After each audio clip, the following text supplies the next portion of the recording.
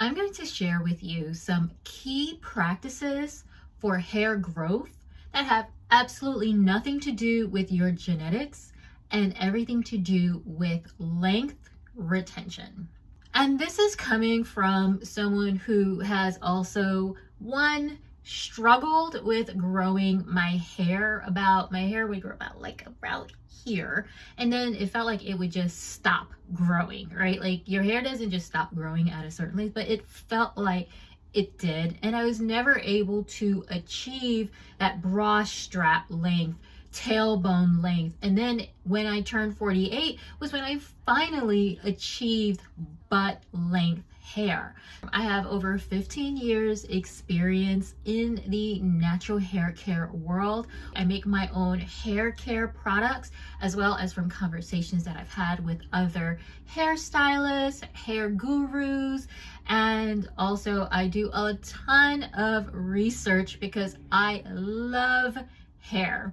And these are all very practical. It's not going to be anything sexy. I'm not going to tell you to like oil your scalp or massage your scalp or anything like that. These are all like practical that anyone can use regardless of your ethnicity, but especially for Black women, because I have found that in our community, there is this idea that the only reason a Black woman can have long hair is because she must have good genetics. They are not fostering a hair care routine that allows them to retain length, and instead they get a lot of breakage. The first one is to understand your hair. I can tell you, I have had conversations at hair events and someone will come up to me and they say, "Oh, can you recommend products for me?" And I said, "Okay, great. Tell me about your hair." And immediately they're like, "Oh, I don't know." Or they're like, "Oh, I have to ask my hairstylist." And I'm like, having a hairstylist that you can depend on and you trust is great. You should have that. However, you should not put all of your trust into your hairstylist. The second thing is you have to be willing to invest time in your hair. Probably the second most important thing I have noticed, like, again, I have had friends who are like, "Oh my God, Scarlett, I wish my hair could grow like yours. I wish my hair could be long like yours." And when I say, well, I spend 4 hours on my wash day once a week because my hair is dense, it's thick, it's long, which means I have to be willing to invest that time in my hair. They're like, "Oh no, I don't have that kind of time. I don't want to do that." And it's like, well, I don't know what to tell you, but I knew that as my hair grew longer, that meant I'm going to have to put more time and energy into my hair. I know that it's worth it. I feel that my hair is worth investing that time in. So you need to, if you really want to grow your hair long, you have to understand that, especially for Black women, our hair is more high maintenance than other ethnicities. We have to be ready to invest more time into our hair. The third thing is look for quality products. Again, I remember there was a cute curly girl and we were chatting and I was like, and she was complaining how her hair was always frizzy, it was always dry. And I was like, "Oh, well, tell me about the product you're using." She's like, "Oh, I don't know. It's the one in a purple bottle. It's the one with the logo of the woman with the curly hair." And I'm like, you should understand and know what products you're putting in your hair and not just whatever is on sale or whatever. You look at the jar or the bottle and it says hydrating and you're like, "Oh, yep, this is for me."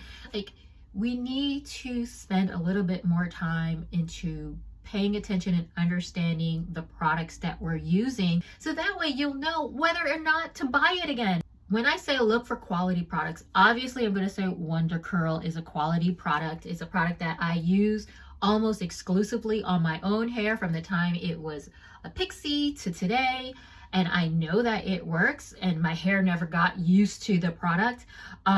You want to look for products that incorporate quality ingredients, those oils and butters that will lock that moisture into your hair. You want to look for stylers. If you're doing defined styles, you want to look for stylers that have ingredients in them like a polyquat, panthenol, that are strengthening but also conditioning to your hair, and stay away from certain ingredients if you know your hair doesn't like them. So you want to look for those quality products, and that's where, you know, like social media recommendations, referrals come in, and of course taking the Wonder Curl curly hair quiz, that helps as well.